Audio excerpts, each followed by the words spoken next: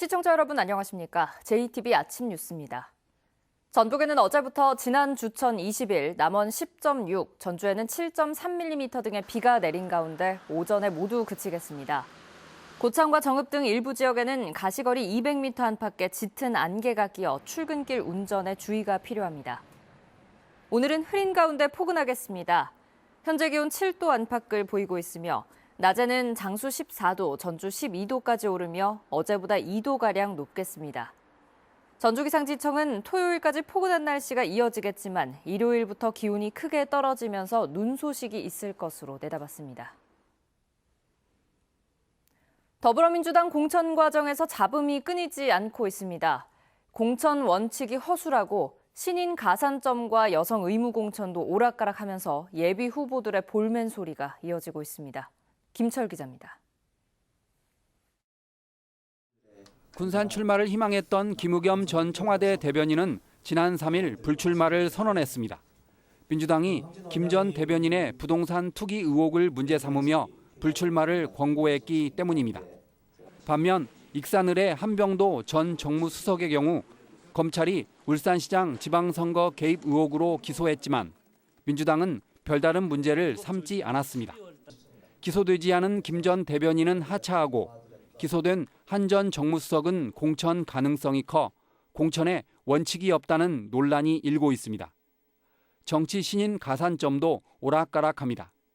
당초 정치 신인에게 20%의 가산점을 주는 게 유력했는데 차관급 이상의 정무직 공무원이거나 청년, 여성, 중증 장애인과 경선을 하면 10%의 가산점만 주기로 했기 때문입니다.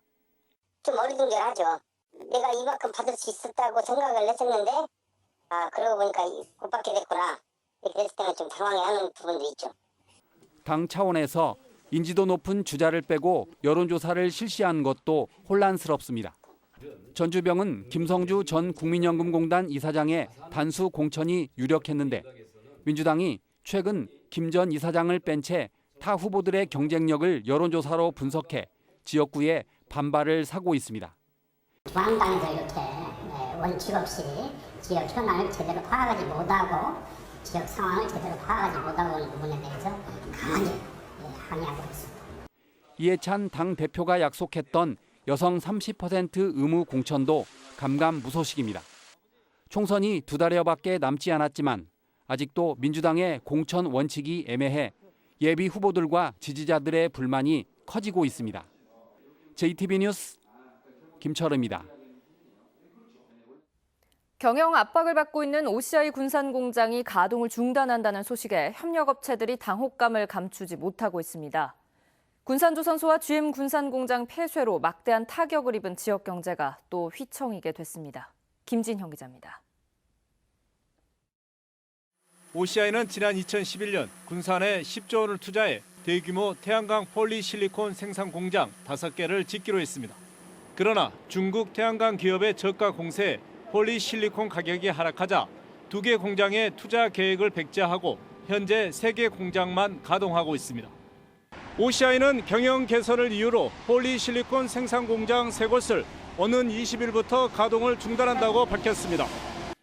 다만 5월부터 1공장을 반도체용 폴리실리콘 생산 공장으로 전환할 방침이지만 가동률은 15% 수준에 그칠 전망입니다.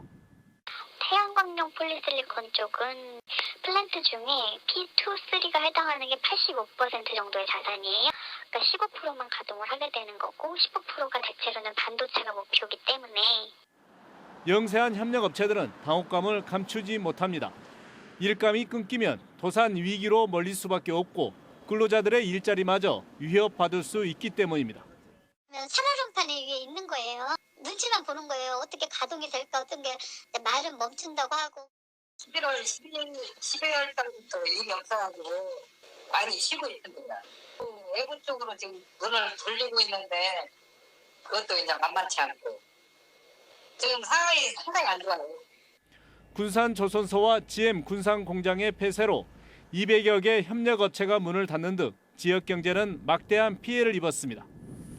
아직도 충격에서 회복되지 않았는데 OCI 군산 공장의 가동 중단으로 지역 경제가 또다시 벼랑 끝으로 내몰릴 처지에 놓였습니다. JTB 뉴스 김진영입니다. 남원의 한 장애인 단체에서 이 단체장의 가족이 직원으로 일하고 1,000만 원이 넘는 수당을 받았습니다. 남원시가 감사를 통해 문제가 있는지 따져보기로 했는데 단체 측은 문제될 게 없다고 반박하고 있습니다. 나금동 기자입니다. 사단법인인 한 장애인협회 남원시 지부. 지부장인 A씨의 오빠 B씨는 지난달까지 9개월 동안 주간활동 보조사로 일했습니다. B씨는 1,300만 원의 임금을 받았습니다. B씨는 2010년부터 지부 임원인 부지부장도 맡아왔는데 임원은 직원으로 일할 수 없는 것 아니냐는 지적까지 나오면서 논란이 일고 있습니다. 일반적으로 이제 임원이 직원이 임원을 할 수 없듯이 임원이 직원을 할 수도 없는 게 그냥 법 적용으로만 보자면 사단법인은 사회복지 법인 적용으로 보기는 좀 어려우니까요. 이에 대해 지부장인 A씨는 오빠 B씨가 사회복지사 자격증이 있어 주간활동 보조사로 일하는 데 문제가 없다고 반박했습니다.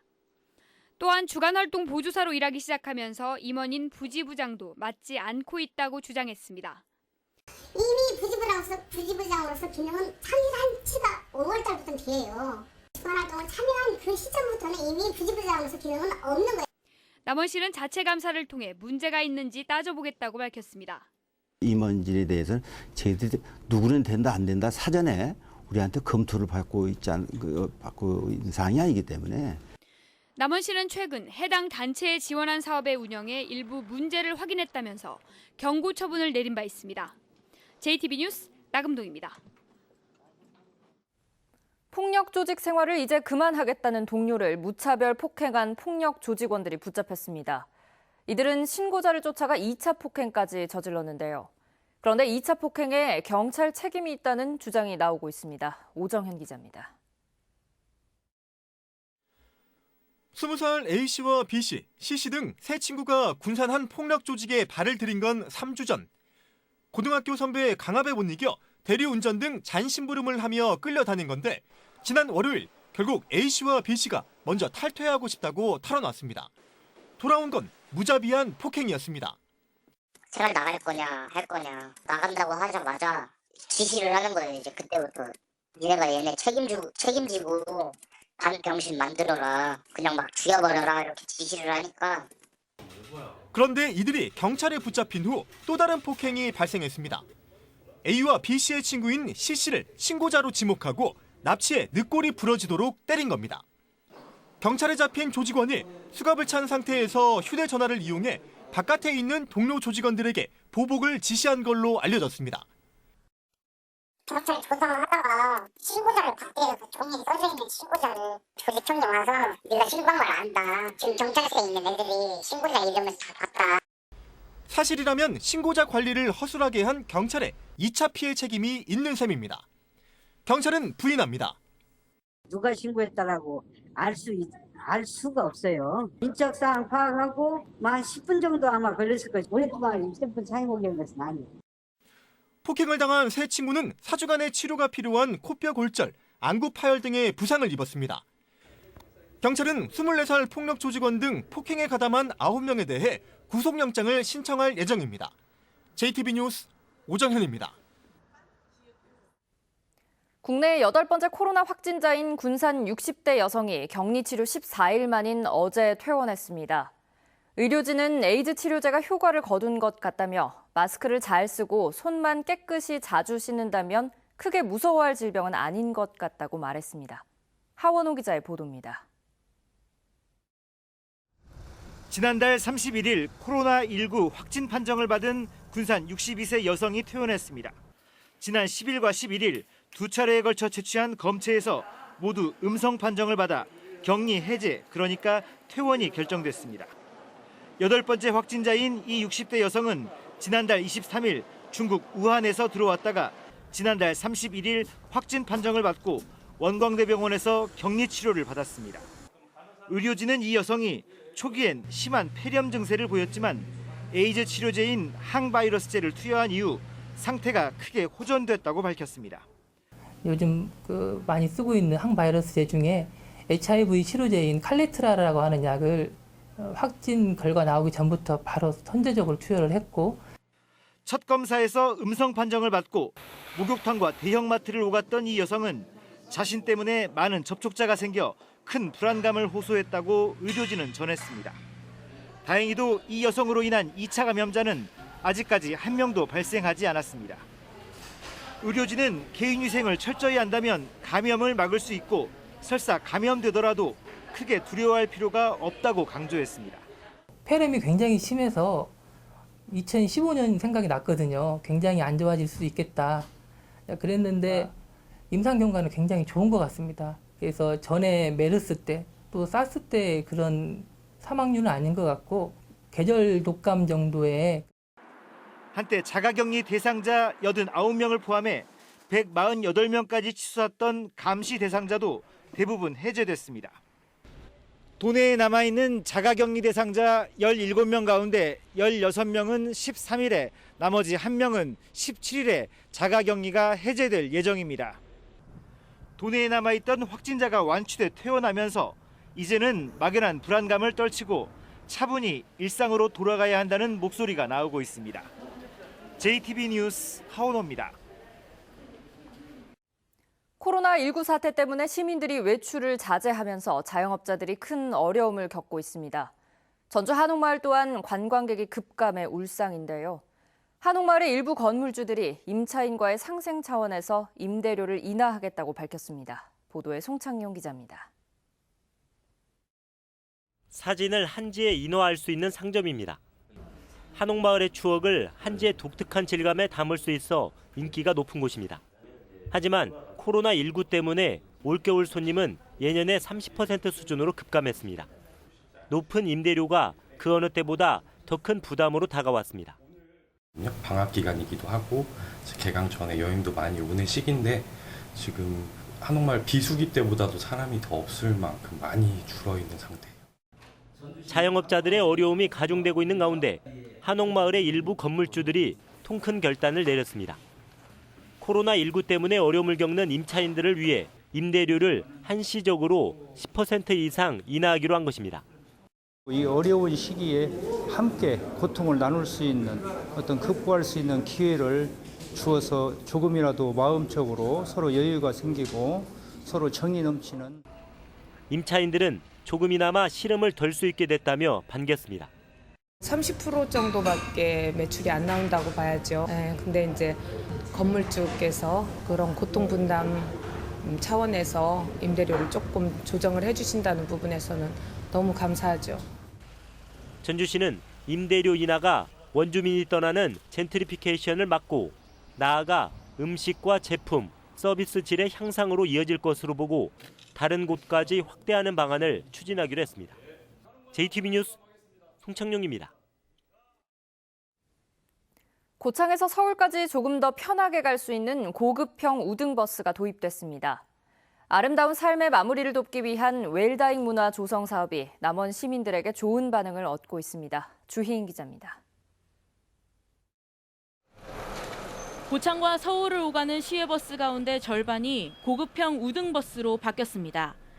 고창군은 이용객의 불편을 줄이기 위해 하루에 16차례씩 운행되는 고창과 서울의 상하행선 버스 절반을 고급형 우등버스로 바꿨다고 밝혔습니다. 요금은 직행버스가 17,200원, 우등버스는 22,400원입니다. 앞으로도 우등버스 확대 도입과 시간대 조정 등을 통해 고창 군민들과 방문객들이 더 쉽고 편하게 대중교통을 이용할 수 있도록 하겠습니다. 남원시 보건소가 지난해부터 추진하고 있는 웰다잉 문화 조성 사업이 큰 호응을 얻고 있습니다.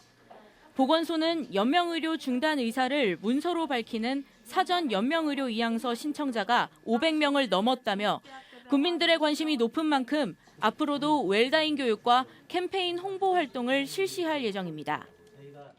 제도에 대한 시민의 관심이 높은 만큼 개인의 존엄과 가치를 보호받을 수 있도록 웰다잉 문화 조성에 힘써 나가도록 하겠습니다. 임실군이 문화체육관광부에서 지원하는 2020년 작은 도서관 육성 시범지구 지정사업 공모에 선정됐습니다. 이에 따라 임실군은 공공도서관과 작은 도서관을 연계하는 시스템과 통합 홈페이지를 만들어 작은 도서관을 활성화할 계획입니다.